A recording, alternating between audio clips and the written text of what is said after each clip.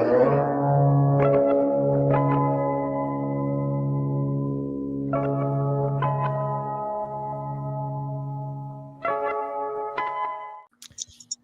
we are here live on a Saturday night. The Collision gang all together once again. Rick Ucchino back from Detroit, back from SummerSlam. We're back on our regular time this week because that WWE pay-per-view just threw everybody off last week. But Cresta was holding down the fort last week with Rob on a special Sunday show.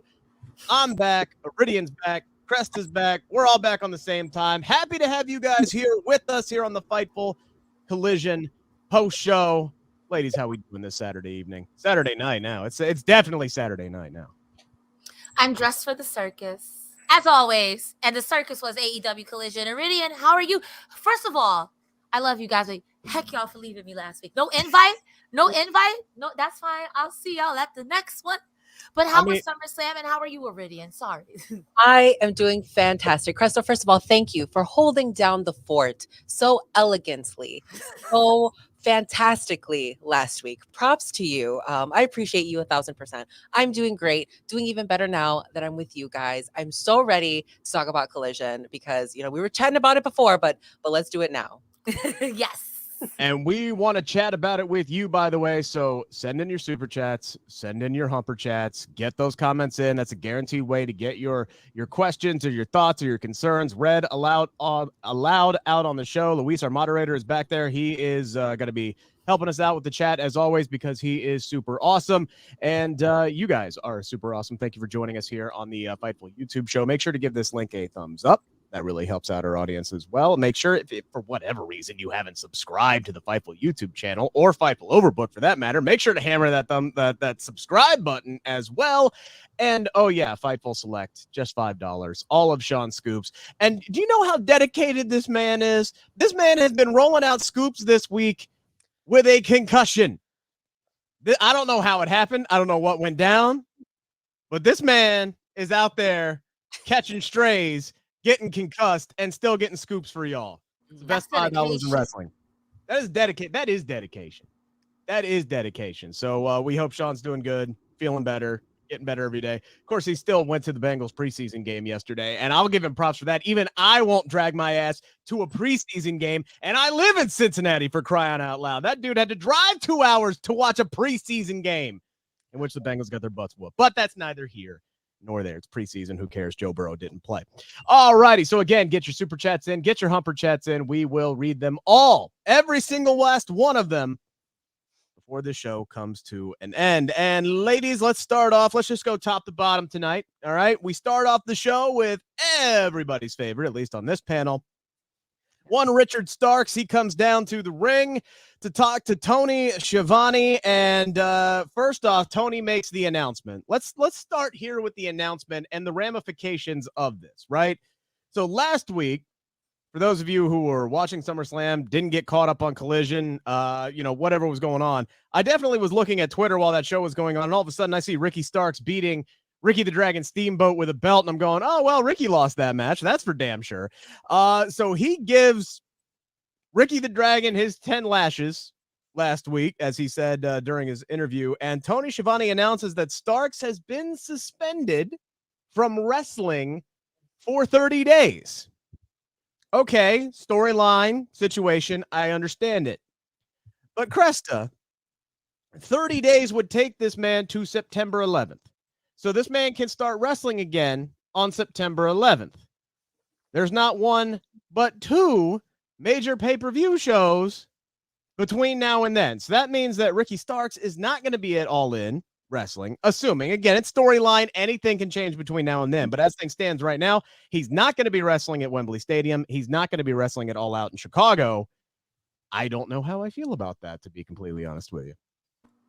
I mean, he did pull out the Uno reverse card because you said I can't wrestle for 30 days. I went ahead and got a managerial license. So I'm going to be out here to let you know that I am Richard Starks. This man really pulled out a Yu-Gi-Oh and said, There are no bad cards in my grandfather's deck, and I respect it. Ricky Starks was on fire. He was fired up. He was mad. And I think my favorite line from that was, "You're not God, you're not bulletproof, and you for damn sure ain't absolute Ricky Starks." Woo! Woo! He was out there spitting tonight. I mean, he said, like, he's sitting here talking about beating Ricky Steamboat last week, like he was punishing his kids, right? Like, I love you, but sometimes for the betterment of you, I got to do something that famous hurts lie way more than it hurts you, right? Like, and I, as a father of 2 young kids, I understand that. I hate myself when I have to be the authoritarian dad, right? And lay down the law a little bit. I'm not saying I beat my kids with a belt. Please, nobody misconstrue that point. But, right, like, it does hurt me to yell at my children, right? So I get that from a certain standpoint. That's a hell of a line. That's a hell of an analogy to throw out there, Iridian. It really is. And you know, when they said that Ricky was suspended, I was like, oh no. And then for 30 days, I was like, no. We cannot do that. We cannot do that to Mr. Starks. We got All In and we have All Out. So if he's not wrestling on those 2 shows and we still have Dynamites, we still have Collisions and Rampages, that's such a long time. And like Cresta said, for him to say, well, I got my manager's license, like Miss Julia Hart did 2 weeks ago, which they made known on TV. They said, manager's license. I think they're just handing those out. I think this is our opportunity as a crew to also get our managers' licenses. We're allowed to be here. I have a license. It says I'm allowed to be here. It says I'm this age. I'm allowed to be here. I think this is the perfect time for us to do it. And just Ricky's promos, they're just always so good. He really made us feel like, you know what? It was Ricky Steamboat's fault. He didn't want to do that, but he made Ricky do that. So Ricky, for that to make it believable, is just 10 out of 10 on his promos always. He said that CM Punk tonight, or late, at least last week, Punk has the blood on his hands here. So he took absolutely like no responsibility for beating Ricky. He said it's all on Punk. You're the reason why I had to do it. Like, it's like, why'd you make me hit you? You know, it's like, why'd you make me do this to my hero, Ricky? You should have just laid down and lost. But Ricky tonight really like goes on fire, screams, like you said, you're not God, you're not bulletproof, you're not absolutely Ricky Starks. And he literally said he's firing the first shots in a war. He said he's going to burn, whether it was AEW, Collision, or anything, down to the ground. And that is when I really started paying attention, because Ricky may not be wrestling on All In. He may not be wrestling at All Out. But that get out of jail free card, that managerial's license, that means we better see some Ricky Starks in some way, shape, or form at these shows. And as we saw at the end of the night tonight, which we'll get to, it's pretty dang obvious we're getting CM Punk and Samoa Joe. Maybe Ricky shows up at Wembley, gets involved in some way, shape, or form. Maybe he manages Samoa Joe that night. Samoa Joe doesn't need a manager, but that's a good way to get Ricky involved, because it seems like everybody at Iridian wants a piece of CM Punk on this show. Oh, absolutely. And Ricky also came out without his title today. So maybe interestingly enough, that title will come into play later on if he does become like Samoa Joe's manager. So that would be a really interesting point that you made there, Rick.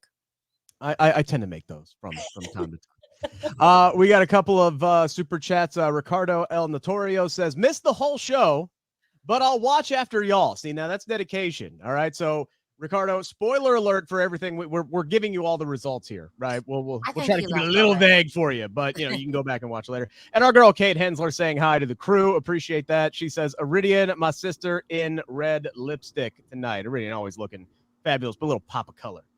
I love Iridian's makeup. It's always on point. Appreciate it. And Cresta, yours looks great too today. The lashes on the bottom, 10 out of 10, girl. 10 I look like a clown, and that's what I was going for. Honk, honk. Rick, you also look great.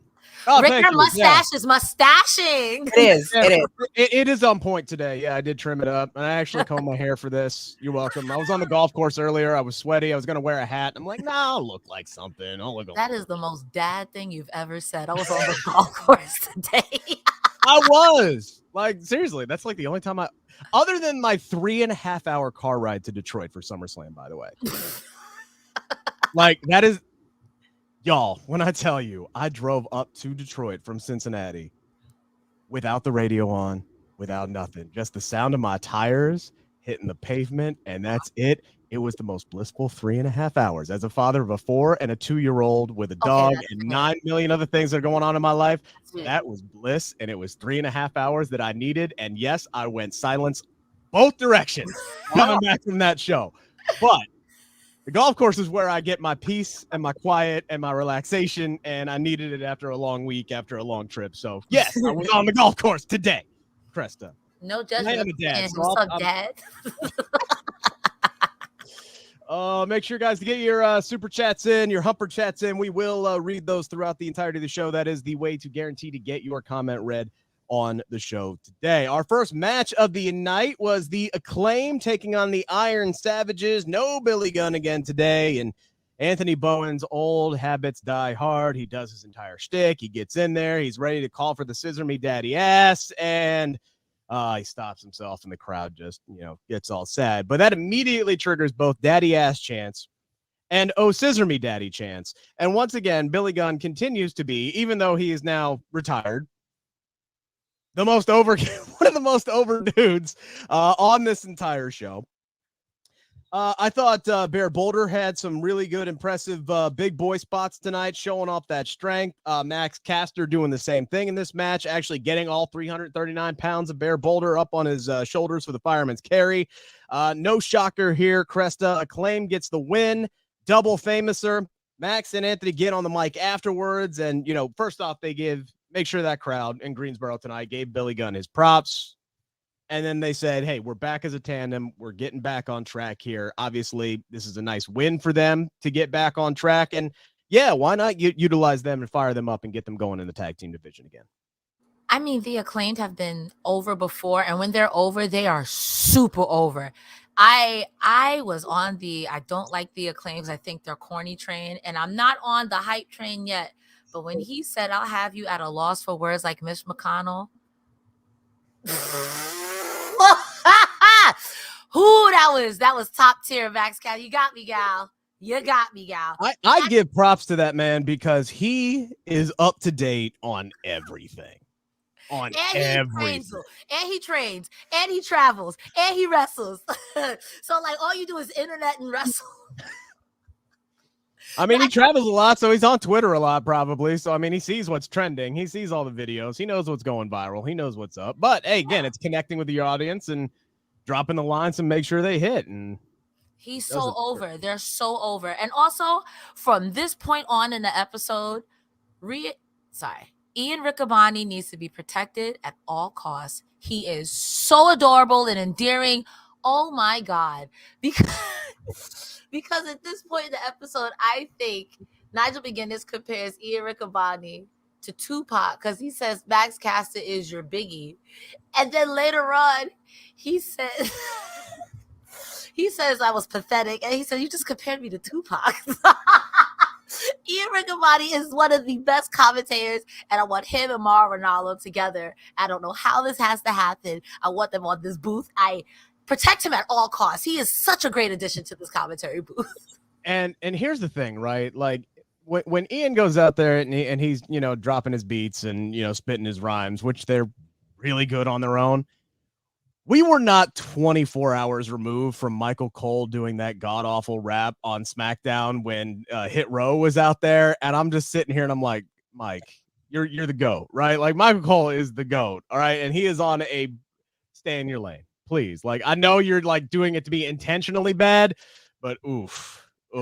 Yeah. And by proxy, it makes Ian look even better. Like he is. Yeah. It has no Riz. Zero Riz, as the youth say. Like the only Achilles heel is sometimes he'll say somebody's name wrong. Like sometimes he'll say somebody's name wrong. Like today he said Soraya, but whatever. Like nobody's perfect. And you're right. I agree. Ian Rick. El Idolo was kicking their ass. So give us some grace. Give us some grace. Iridian, what do you think of this opening contest tonight? Oh, man, this was interesting. This is the first time that I had seen the Iron Savages. So I was really impressed. They were really quick. They were hard hitting. I was sad to see them lose so quickly, but it is what it is. I like the Acclaimed. It was interesting that afterwards in their promo, the Acclaimed was like, "We are the Acclaimed. We're back." And I was like, "What do you mean? You have been the Acclaimed this whole time. I was Yeah, confused. you've just been the Acclaimed with Daddy Ass. Like that's. I Yeah. was you guys didn't change your name at all. There was nothing different. Assless claims. You just had one more person. So I was very confused. But the rap was good. I thought the rap was good. The Lizzo comment was also, I was like, oh my gosh, sir, please. If someone has the audacity, it's always going to be him. Okay. Like the line of the whole, like y'all are bringing up every line except like the best one, which is when he said they were 3 white dudes that he couldn't tell apart. Like You can't, you know, I will say this, and a lot of people get mad at me for saying this, but some of these wrestlers, like if you went to WWE and hit random, and for him to say that, I'm like, you can't say that.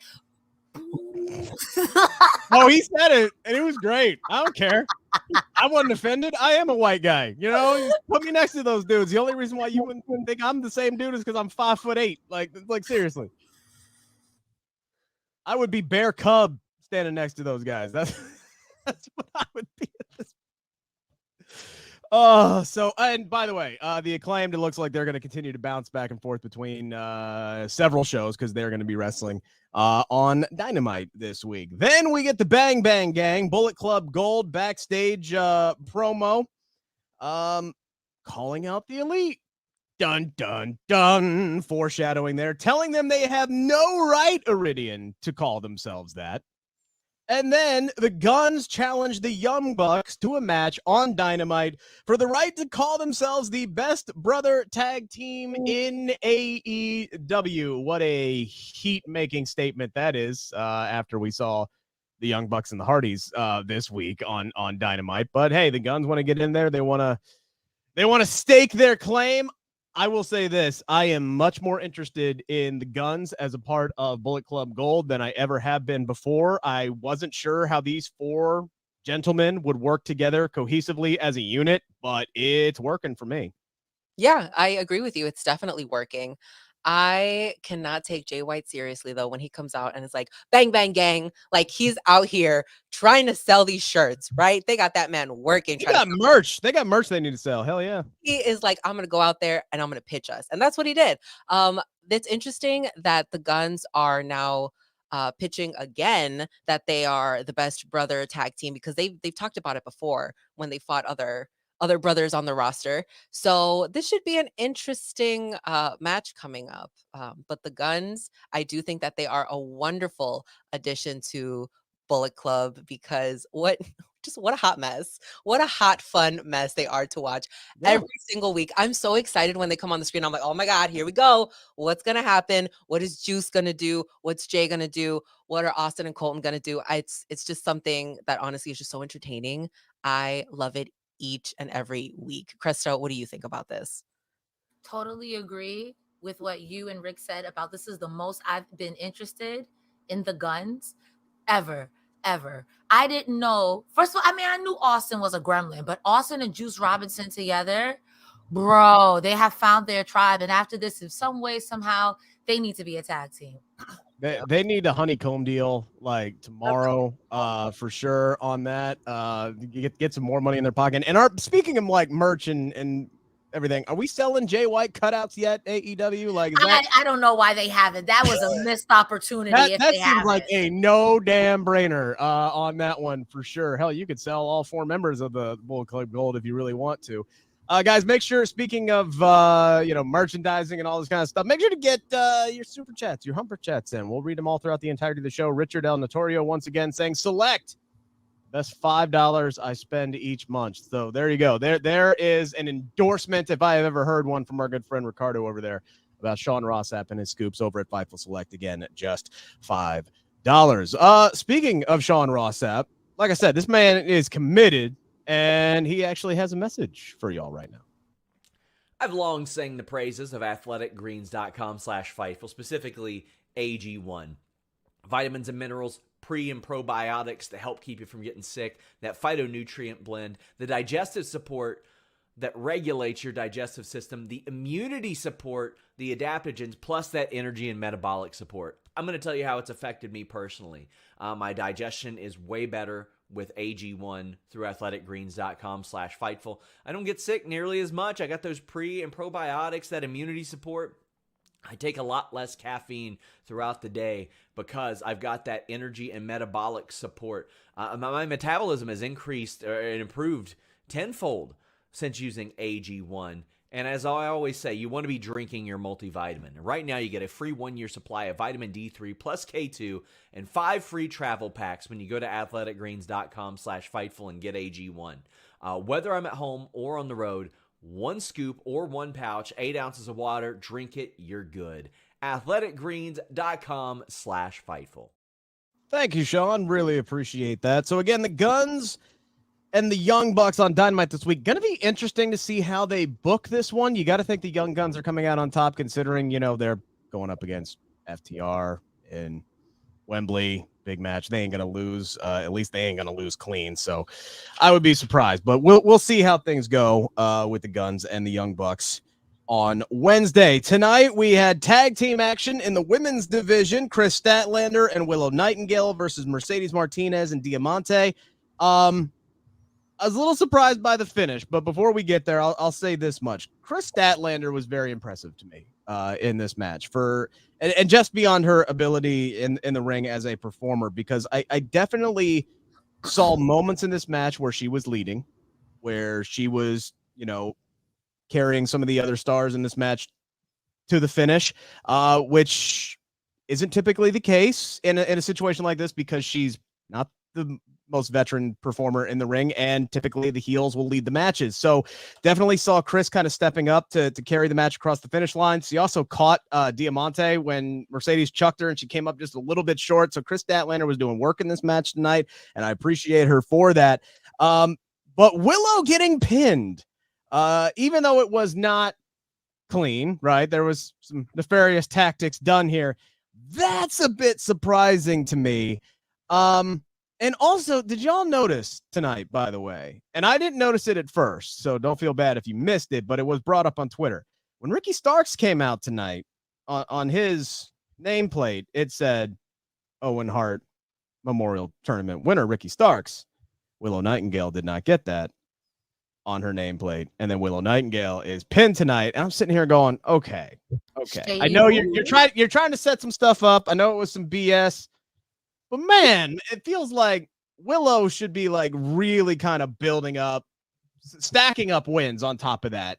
She got the main event, the Ring of Honor pay-per-view, in a match that was great, but she lost that. Now she loses again tonight. And I'm sitting here, I'm going, okay, is this going to mean something? Is it going to build toward anything? Or am I overreacting? What do you guys think here? Iridian, what do you think? Am I overreacting? Am I thinking too much? Because I tend to do that sometimes. No, you're absolutely not overreacting. And I brought this up in one of our past episodes that I'm like, okay, look at what Ricky's doing right now as that tournament winner, and look at what Willow's doing right now. And just little things like that too. It just makes you think like, okay, what's the plan for Willow? Where are we going with her? I get it. Kris is the champion. You can't pin her, but I mean, even though they stole that win, I feel like it took a little bit of something from Willow, because even commentary was like, oh my God, she just won the tournament. Willow got pinned, and you're just there thinking like, okay, what's next? What's happening? Not to say that I'm worried, but it does bring up a little red flag that I'm just like, oh man, I hope that they do have something for her in the future, because Ricky, even though he's suspended for 30 days, I mean, it seems like he's going to be doing other things with the manager position. So I don't know. I'm hoping that, they have better things planned for Willow, because this is not it.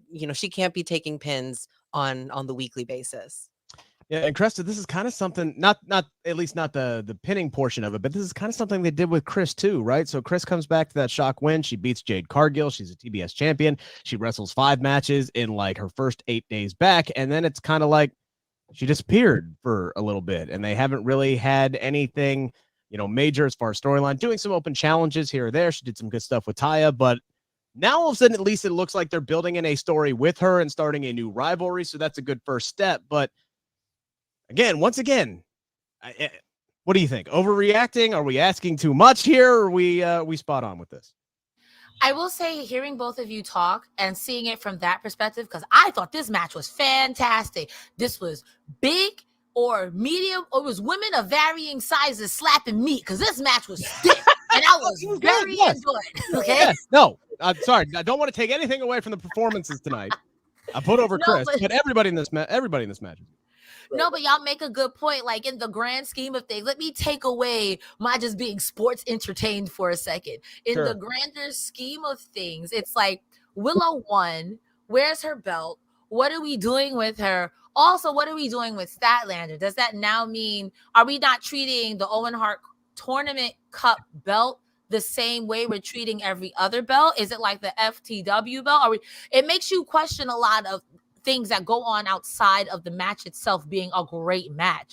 Like I don't even know how to describe it. The hog tie or the paradox pin or whatever it is she did to Willow and was stepping on her leg, her and Diamante. I was like, how did you, what the, how, what, and magic? You know what I mean? It was so good. It was so good. So I appreciate y'all guys' perspective. I don't think you're overreacting. I think that if you take away just the match itself, you're like, in the greater grand scheme of things, why is Willow getting pinned? You know what I mean? Like, Diamante could have ate that. Mercedes Martinez could have ate that. I hope it leads into a story. I'm always glad to see women, especially ROH women, crossing over into AEW.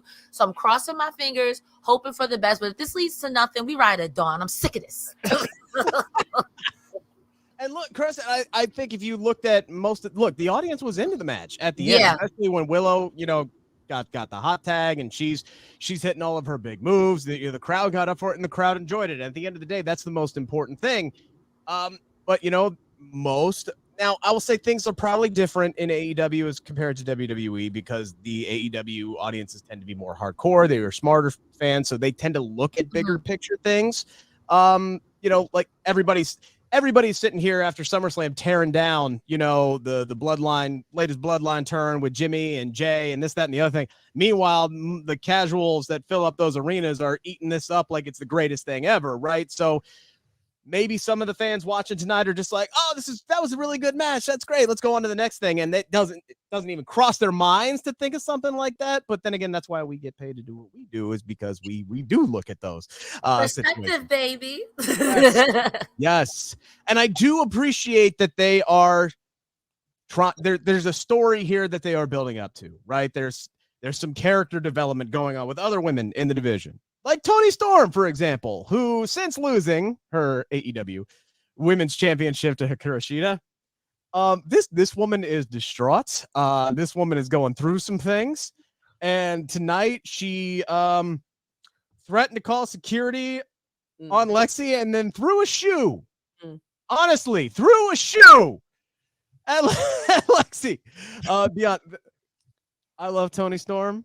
I thought, even though she's a two-time AEW Women's Champion, much like a lot of the women on this roster, I feel like she has her talents have not been utilized to their full potential in her time with the company, and she's getting to show off a little different side of herself, Iridian, here with this. I don't even know what to call it, really. What's going on with her, with the curly hair and the robe and the just she looks like she's going through a midlife crisis right now. You know what? Whatever Toni is going through right now, same. I feel it. I just can relate, and I'm absolutely here for it. I also felt for Lexi. Growing up in a Mexican household, I had many a shoe thrown at me. So it's man, the chocolate is over. The chocolate is over, man, for sure. Yeah. And I was like, oh man, Lexi, girl. She was just not having a good day overall tonight either. Her other interviews were also not going well. But Toni Storm right now is just so iconic. When I first saw her with her rollers in her hair, I said, girl, you don't even know what to do right now. You lost your championship. She's not even done getting ready. She looked like me before the pre-show starts with still in the rollers. It was just a lot going on. And I absolutely love her for it. I think that this specific version of Toni, we can have her for a whole year kind of like this. She can sell herself like this, and I'm absolutely here for it. There's a stand-up comedian, I'm trying to remember her name. I think it's Taylor Tomlinson. She did a whole stand-up bit one time where she's talking about if a girl goes and gets bangs when she didn't have them originally, how somebody like all of a sudden her friends are like, oh, you look great, and then they pull her aside and like, are you doing okay? Like it's like a sign that you're not well at the moment. That's kind of like what Toni did with the rollers. Absolutely. You know what? It tells, girls go through a lot, women go through a lot, and they change their hair. So when our hair changes, you can tell we're going through things. So this is also very great on Tony's part to be like, okay, I need something different. Let me just change my hair, and the girlies will get it. And we do, girl. We do. See, guys do that too. That's when we grow the mustache, right? If that tells you where I'm at in my life, that seems to be the step that the dudes do. They grow some kind of facial hair. We do have some super chats. Chad 722, thank you very much. Says 1950s movie star Tony Storm rules.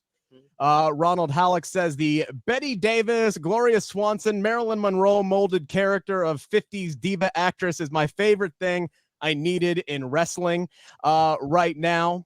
So it's she's getting over with the crowd for the most part here. Cresta, what are your thoughts on I can't even say midlife crisis because this woman's like 25. Quarter life crisis. Tony here. I think I said this last week when you guys were here on the post show. If you've seen, I don't know if it's a series or a movie called Pearl, where the girl is crying. She says, "I'm a star."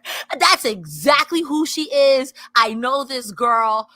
Yo, it's giving me 1950s. I'm not getting out of bed for less than $50,000. And when she threw the shoe, it inspired or harkened back to a time of, I don't know if y'all watched reality TV back in the day, but if y'all remember Flavor of Love, the season 2 where Buck Wild threw her shoe at Lala, that's all I could think of. That's a very specific reference, but that is all I could think of. She is unhinged. She's unwell. I like this. This is peak. Oh my God. The fact that she's just like, I don't know what to do with it. So you think I'm a joke? I'm a joke to you? Wow. I can't believe this interview is over.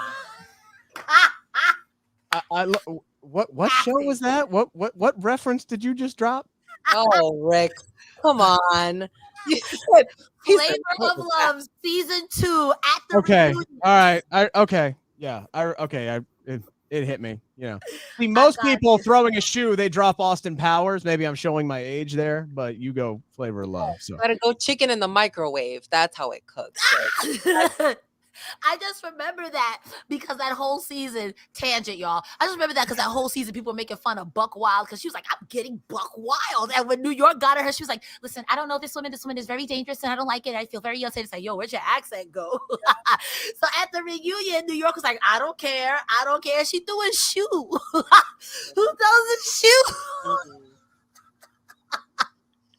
Thank you for your 90s, early 2000s pop rock culture reference. All right, guys, continue to get your super chats and your humper chats in. We will read every single one of them throughout the entirety of the show. And as long as they're coming in, we'll stay on the air because that's how awesome we are.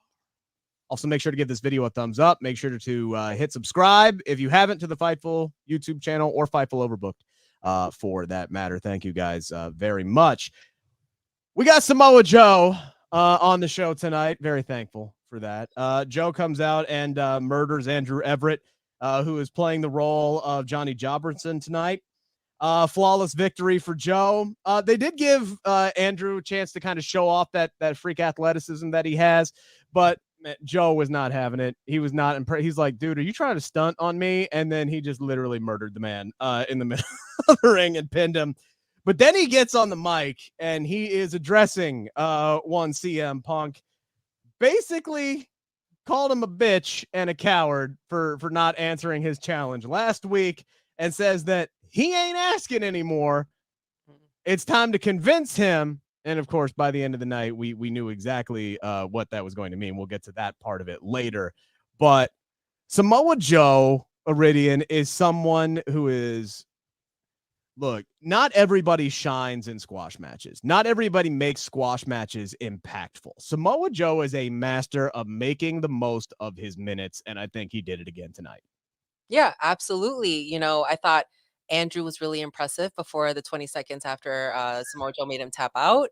So from the 20 seconds that I saw, I was like, okay, everybody's shining, everybody's good. Samoa Joe's comedic timing, I think, really plays a role into his wrestling too, because the facial expressions are there, the cockiness is there, and it's just believable that he's better than the people who he's fighting, right? Really just interesting stuff with Joe tonight in general, but man, Tell me when he's telling lies, because he was not telling any lies after the promo tonight. I was there for it. I'm all about Samoa Joe and what he was doing tonight on Collision. You just like to throw shade at CM Punk. Cresta, what do you think? Tonight, CM Punk stand for Chicken Master, according to Samoa Joseph. Okay, let's give Andrew Everett a little bit of flowers he had, because he tried to do that moonsault and Samoa Joe hit him with the "I'm not standing there." He hit it with the flip, and then Samoa Joe said, "All right, knock it off." This is not that kind We're of done here. Yeah. Knock it off.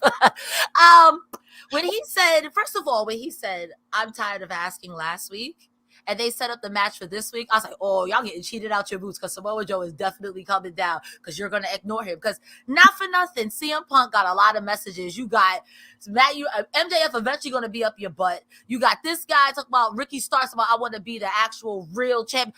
You got a lot going on right now. So it made sense. Samoa Joe in another lifetime is a preacher, because like Iridian said, his comedic timing, just the way he expresses himself, just the way he acts, I'm like, bro, you could sell salt to a slug. You absolutely could. This dude is arguably my favorite person to watch wrestle. Just watch perform. Yeah. Because he nails everything. He's violent, he's physical, he's imposing, but he can also, I mean, honestly, it's kind of perfect because he played him in the TV show. He's like the embodiment of Sweet Tooth. Like, the guy can be a murderer and also just be a clown at the same damn time. And he's so freaking good at it, which is why him being cast in that role was absolute perfection. So again, he's a master of making his minutes. I enjoy watching him no matter how long he's on my screen. And the fact that he's still this damn good after going as long as he has, and he's kind of got this new lease on his career. Man, I know he's closing in on 500 days as the Ring of Honor TV champion, but I'm sitting here going, can we get AEW World Champion Samoa Joe before this is done, please? Like, I think he can still do it. I think he's, and I know he's. They're trying to. You can tell they're trying to stretch him out a little bit, and they don't want to overwork him and give him a ton of matches. But how's that any different than like the first 6 months of Max's AEW title reign? Just throwing that out there. All right, we get Christian tonight, the greatest TNT champion of all time and dad of the year.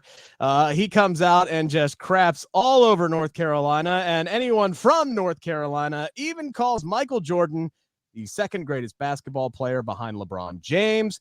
He says that, I'm paraphrasing here, Ric Flair does not hold a candle to himself when it comes to professional wrestling. That is when he gets the woo chants from the crowd.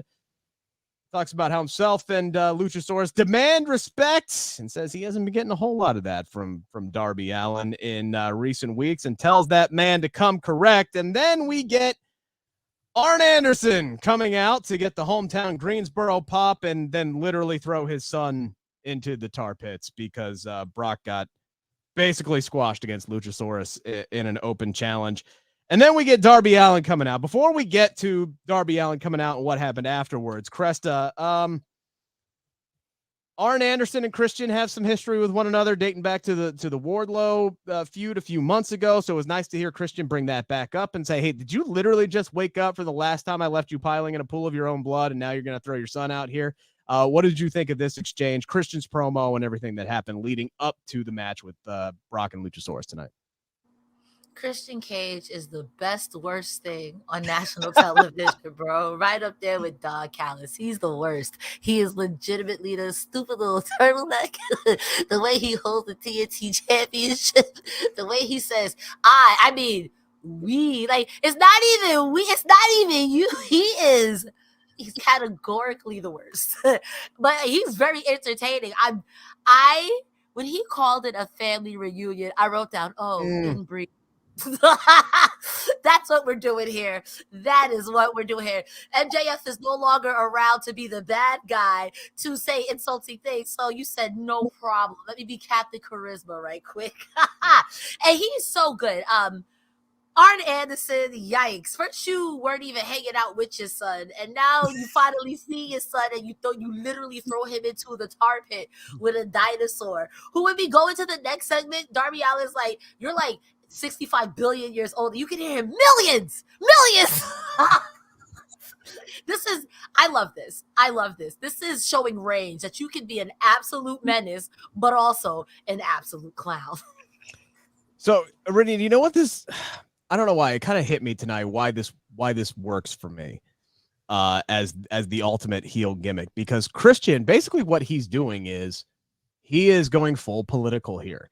He is spouting everything that is 100% pure horseshit that comes out of his mouth, but he says it with a straight face and all the bravado of, I believe every single word I'm saying right now, even though I am lying through my damn teeth.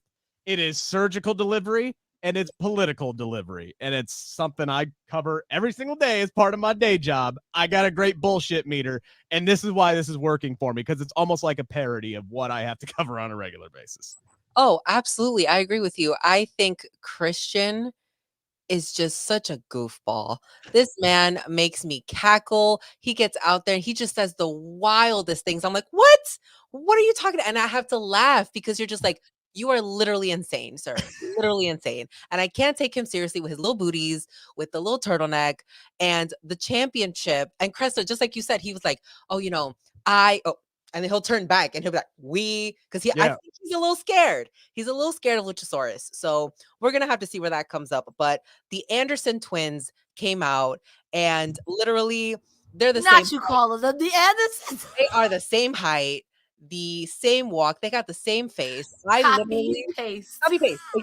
Exactly. One had a little cute jacket. The other one didn't.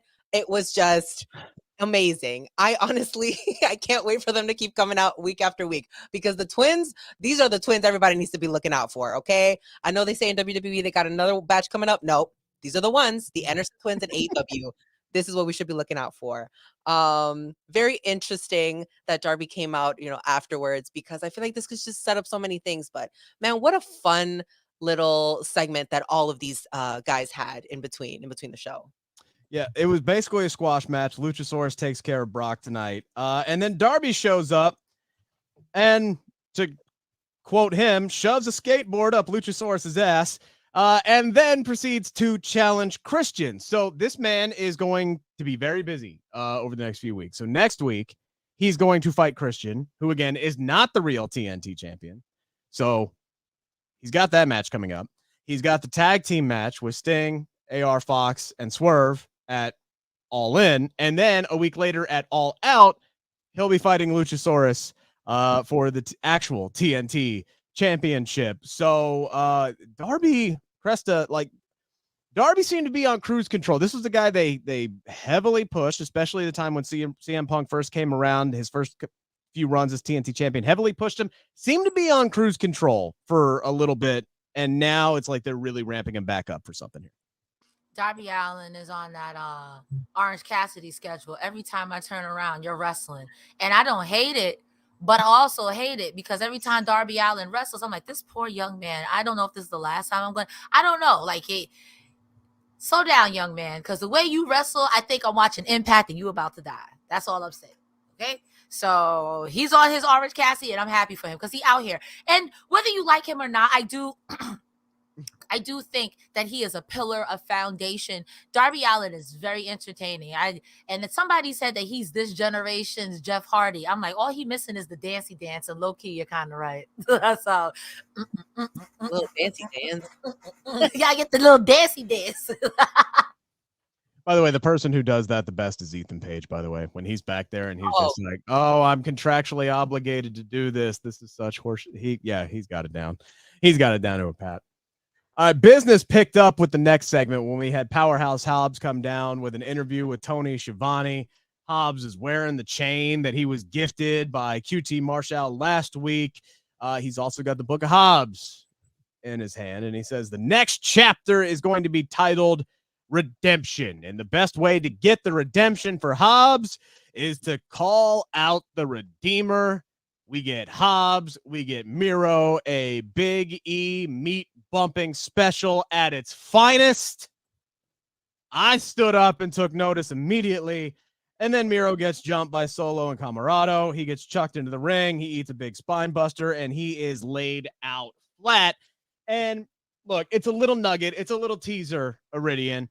But I hate the damn fact that here we are, like, how long has it been since he laid out QT Marshall? And we still have no damn clue if he's working with QT still or not. This man comes out and says, I don't need nobody. I don't need anybody's help. But he was in had no qualms whatsoever about accepting the help from Solo and Camarado tonight to lay out Miro. Yeah, I'm so confused by this friendship or frenemy relationship that they have. Is he going to take the QTV's help or not? Like, we've been wanting to see Miro and Hobbs for a while. We were kind of wondering where their storylines were going to go, if they were going to intertwine, and we finally see that they are. But now, what's the role of QTV with Hobbs? Your name is Powerhouse Hobbs. I need you to do something powerful. Like, you can't make me take you seriously and then you got a bunch of goons with you too. Like, come on. Miro is a monster by himself. So now I wonder where this is going to go. If they are together, if they're not together. QTV's great. Do they need to be with Hobbs? I don't think so. I think they're their own thing. They'll be fine without each other. So I don't know, Cresta, what do you think? I think I need to unmute my mic first. There you go. Yeah, very important step on a talk show. Yes. So once he said, how can I be redeemed? No, first of all, Will Hobbs, you're not sneaky. You came out there with a death note. And I was like, wow, we just going to be writing people that if I can't win, try Sid. I respect it. But also at the same time, I didn't think it was him saying that, oh, me and QTV were back together. I took it as, listen, any help is a help, and an enemy of my enemy is my friend. So if y'all get in this ring and try to bother me, I'm going to give you the old what for, but I'm going to do this. Miro versus Hobbs, I have to quote my brother in Christ, Big E. I don't want a 30-minute classic. I don't want no ring psychology. I want big, meaty men slapping meat. Somebody said it in the chat. All beef, no vegetables, meat. I'm going to go feral, just go unga-bunga on the meat. That match is going to be so meaty. The only way you can make it meatier is if you add Luchasaurus, but he ain't got no business being here like Eddie Kingston. So I say that match is going to be great. I can't wait. Even if it has no storyline, I can't wait. I can't wait. Here's my only thing, right? Because I see these two put together, and it sucks, Iridian, because I immediately go, oh, this is going to be fun, but Hobbs is losing again. Like, in all honesty, that's my immediate thought, and I hate the fact that that's my immediate thought. Yeah. Oh, well, what if he's not losing? You know, what if Hobbs is put over and then we create this rivalry between Miro? Because, you know, he says he doesn't need his wife. He doesn't need God. He doesn't need anybody. So this could be, I don't know, the last straw, one of the last straws. I don't know. He could be grasping at something. I honestly don't know at this point. Here's the way you said the last straw. After this, Miro's going berserk. He's had it. I'm done with everybody. Yeah, I don't know, man. But I do see Hobbs losing in this feud. And then, like you said, where do we go from there? What's next? Yeah. What's next? Got some super chats to get through and humper chats. Thank you, Bizarro Big L. He says, Rick, I got you. I played golf too. Shot a 93. You beat me by 2 strokes, you bastard. He said, nice and relaxing until my earbud decided to call, all caps, my ex. While I was listening to Phil and Reg, my anxiety was through the roof. Good show tonight. Nothing insane. Some nice build for All Out. We need more. That is like nightmare fuel right there. Sometimes technology, Bizarro. It'll get you. I mean, that is living up to your name. That is Bizarro, and unfortunately for you, good sir, a big L on your part for that. Just You probably would have shot an 89 had you not, had that not happened while that was going down. And another one from Bizarro Big L. Appreciate you. This one on Tony Storm. She is embracing her inner Juice Robinson. Her man acts that way. It's going to rub off. They need to put them together on screen. The post-breakup haircut is a thing. That is fantastic. Yes. Matthew Hook saying Hobbs and Miro talk about big men slapping meat. Let's effing go. And yes, boy, I was blushing when Hobbs Miro was teased here. He. Yeah. Look, this is one of those ones where I'm going to try and ignore the fact that I tend to see, I see the ending a mile away, and I'm just going to try to enjoy the journey getting there. And then maybe I'll be pleasantly surprised. Turn your brain off, Rick. Turn your brain off. Enjoy the match. Love it. And then we move on to the next day. Yep. Let's move on to the main. Well, first we had some match announcements for next week. So we're going to get Diamante versus Willow Nightingale next week on Collision. And of course, we will also officially been made Christian versus Darby. So those are some nice couple of matches we can look forward to for next week. Our main event, this got a lot of time. Good old JR on commentary for this one. I guess he had some major travel issues, but he gets there for the main event tonight. House of Black, CMFTR for the AEW Trios Championships. And first off, I just want to bring this up because every time I see House of Black out there, and I love them as a trio, I appreciate that they're getting this lengthy and, you know, well-established trios title run. But every single time I see them out there, I'm like, damn, I want to see all three of them in singles programs, like every single freaking one of them. I want to see Brody King.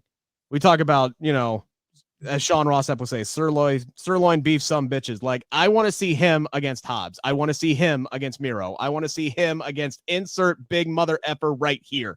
I want to see Samoa Joe. Thank you. I want to see Brody King versus literally everybody. I want to see Buddy Matthews in the International Championship or the TNT title picture. And for the love of God, I want to see Malakai Black in the world title picture. Like, I want, and I'm not even saying they got to split him up because I think House of Black is perfect, but it's like, there's a crutch that everybody leans into with factions, which is what I love about what they're doing with Judgment Days. Like, they're a group over on Raw, but they're all going after their own accolades. It's not like, oh, it's the New Day, they're tag team champions or nothing.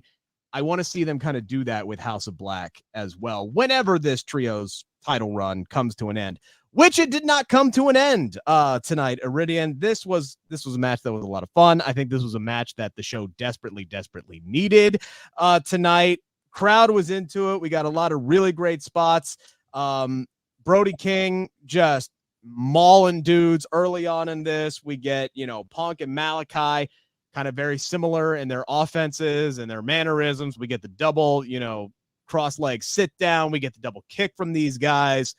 Ultimately, at the end of it, after a really great hot tag from Cash, he gets in there. He's fired up. He's chucking dudes. He's throwing himself all over the place. We get a super shatter machine on Brody King, which I thought was a great spot. They foreshadowed it earlier in the show. Samoa Joe shows up. Mm-hmm.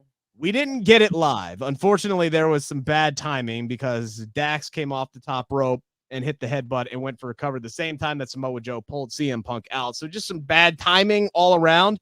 But there had to be an out here to allow House of Black to get the win over three of your biggest stars, one guy who's calling himself the world champion, your AEW tag team champions who are heading into a match with the Young Bucks at All In. So there had to be an out here to protect them. And it's Samoa Joe coming in and taking out CM Punk. Brody King hits the lariat and drops Dax to get the win here. Saw it coming. Didn't care. I enjoyed the hell out of this. This was a fun ride tonight, Iridian. Yeah, same. I was super excited for this match. I wrote completely my whole notes. One page is Samoa Joe. That's fantastic. And then I put a little heart on it because I was like, oh my God, it's happening. Like, we knew he was going to get involved, right? But just seeing it, it was just, it was so perfect. I think this was a really, really good way to showcase all of them and still keep them all strong because they are all champions. Like, they all have a championship belt, whether they're real championships or not, who knows, right? Who knows at this point? But a really, really good main event, a really great way to end the show. And Julia is out there still working her butt off as a manager, which I can absolutely appreciate. She's putting that license to good work. You know what? I bet you she paid good money for it and she's getting her money's worth. We were all waiting for Malakai and Punk. And when that finally happened, big pop. It was really, really great. I think there was like 2 minutes left and everyone was knocked out in the ring. And I'm like, oh my God, something's got to happen. they're not going to keep fighting. The show's almost over. And then that's when Samoa Joe came in, and I was like, okay, it's making sense here. All right, let's wrap it up. We got to go, guys. But yeah, really great main event. And Cresta, I don't think CM Punk has a choice now. I think it's going to be Punk and Joe again, maybe for the Ring of Honor Television Championship or for his real AEW World Title. We'll see. Regardless, what happens between those two, what the kind of stipulation is. But Punk and Joe at Wembley, he ain't got no choice now. Let's fire it up, and I'm good with it. I'm good with it. These two work really well with one another. I totally agree. Knowing the history now of CM Punk versus Samoa Joe, honestly, I think Samoa Joe should have beat CM Punk before. That's just me. And I think he should beat him now, and that's also just me. I mean, he did beat him. Like he beat his ass, right? Like Punk. I'm saying in the LW column, it should be Samoa Joe, and I think Samoa Joe should be CM Punk's albatross, and I think it fits. It would fit. It would keep both of them relevant. A blood feud, I don't think anyone's upset about.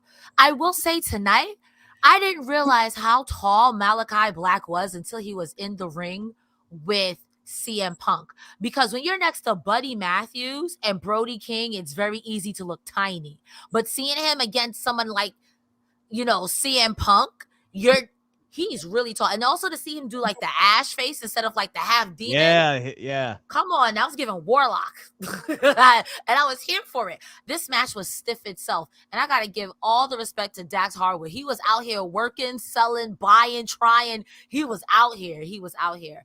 I don't know who's going to challenge for the trios title. Besides, I feel like at this point, if it's kind of not Death Triangle, I'm not taking you seriously. Yeah. I don't know. It's way too late for me even to try to think of somebody. I just thought of this too. And CM Punk could absolutely say no to Samoa Joe, but I don't think that's in his best interest unless you want to get choked out until All In, because I don't have I mean, we're running out of time. There's only 2 weeks. Yeah. Until the show at this point. We do have another Humper chat coming in from Bizarro Big L. Appreciate it as always. Going back to Christian's blasphemy about saying LeBron was the best is just pure heat. Even Michael Jordan himself said that the best was Larry Bird. How would you feel if it wasn't Joe versus Punk at All In, but Shane Taylor, the current number one contender, versus Joe versus Kenny Omega versus Punk, Iridian? How would you think about that? I think that's fine, but I think that the big match is definitely Punk and Joe. Like, I think that has to be the end all be all. And like you said, Chris, I think that Joe always needs to get the win. Like, Punk is gonna retire and be like, man, I couldn't beat Samoa Joe. And I think that's how a really, really great story would play out in this situation. But what do you think, Cresta? No, I agree with that. I think that having it, or if CM Punk does beat him, he has to like beat the hell out of him. You got to give him the old what for. Yeah. I don't hate Shane Taylor, but what you said, Kenneth Deshawn Omega work with chicken and mashed potato Punk. Oh, girl, that's a far-fetched dream. I would see it. I would like to see it, but I don't know. I don't know about that. And that's my issue, right? Because we are 2 weeks out from All In, and the first time, like on paper, yeah, match sounds great. Sign me up for it. But under the circumstances of this would be the first interaction on TV between CM Punk and the Elite since Brawl Out last year, and we're going to throw it away on a 2-week build and have it be with 2 other dudes in the same match. Exactly. That's where I'm like, that doesn't make a ton of sense to me. Like if, and it's a big if, capital IF, CM Punk ever works with a member of the Elite, like it's going to be its own thing. There's not going to be Samoa Joe mixed in there. There's not going to be a Shane Taylor mixed in. It's got to be its own thing. And I would start off, if they could work it out, I would start off with Punk and Omega and then work in FTR, CMFTR versus, the Elite and go that direction. And if you need to add somebody else to the mixture to get, Hangman Adam Page in there, great. Blood and guts. And maybe it's going to take a whole damn year to build up to that, right? So I don't know, but I appreciate the Humper chat, the super chat, and we are out of them, man. We are out of time this Saturday night. Iridian, what you got going on? Where can the good people find your work? You guys can head over to my YouTube channel, Rest Friends. That's WREST Friends. We have vlogs, we have interviews, all that good wrestling chisme. You can also listen to the Rest Friends podcast anywhere you listen to your favorite podcast, and find me on Instagram, Twitter, literally everywhere, TikTok, Iridian_Fierro. And every Saturday, you will find me here with my two faves, Cresta and Rick, for the post show of AEW Collision. Cresta, what's going on? Same for you. Plug your stuff. Guys, every Saturday, I am here with Rick and Iridian talking about AEW Collision with you. Every Thursday, I am also on this channel with Joel Pearl, talk about everything that happens on Impact. And directly after that, at 12 a.m., because we end at 11, you can find me on my personal Twitch. We do have a Baldur's Gate Wrestlers run going. So there's Joe Hendry, Bianca Belair, Jay Lethal, and Juice Robinson. He's a gnome druid. It's hilarious. So you can find me there Mondays, Wednesdays, and Thursdays sometimes, and Fridays. Twitch.tv/Cresta Star, TikTok.com @Cresta Star. If that was a whole lot, find me on Twitter, X, Yeeton, I don't know, but it's @Cresta V Star, like Megan V Stallion. Click the link. Thank you so much, Rick Iridian. Jesus, Rick Ucchino, where can they find you? Well, damn, all right, we'll roll with it. Rick Iridian here. You can follow me on Twitter @Rick Ucchino, spelled as you see on the screen there. Same on Threads, if that's still a thing. I'm waiting for a desktop app before I really start getting into that particular social media app. That is really the one-stop shop for literally everything that I do, whether it's wrestling related, whether it's Reds or Bengals related, which, by the way, is where I'm going to be next Saturday because I have to host extra innings on 700 WLW, so I won't be here. So I hate that I have to constantly be, hey, I'm here, and then I'm not. Hey, I'm here, and then I'm not. But, when you work like 19 jobs, Iridian knows how this is. She's in radio. You do what you got to do to pay the bills, right? So regardless, that's the one-stop shop. On Monday, I'll have a conversation with Zoe Stark, dropping ahead of Trish Stratus and Becky Lynch, which should be the main event and better be the main event on Monday Night Raw and get at least like 30 minutes on Monday Night Raw, right? Fingers crossed on that one. So I'll be dropping that on Monday for CageSideSeats.com, and as long as the audio is good, on the Believe in Pro Wrestling Podcast YouTube channel, that is spelled BLEAV. Myself and SP3, we are on there live talking about all the big stories every Tuesday at 2 p.m. So check out my work and SP3's work over on that channel as well, and hit that subscribe button. We really appreciate the support. Make sure to give this video a thumbs up. Make sure to subscribe to the Fightful YouTube channel, Fightful Overbooked, and go ahead and subscribe to Fightful Select. It's just $5, and you get all of Sean's great work right to you before it hits anybody else, before all the aggregators put it out there, and more often than not, screw up Sean's reporting. You get exactly what it is and what's going down and what the facts are, what the case is, because Sean does really, really great work. Iridian, thank you so much. Cresta, thank you so much. Enjoy the rest of your weekend, ladies. Enjoy the rest of your weekend, everybody.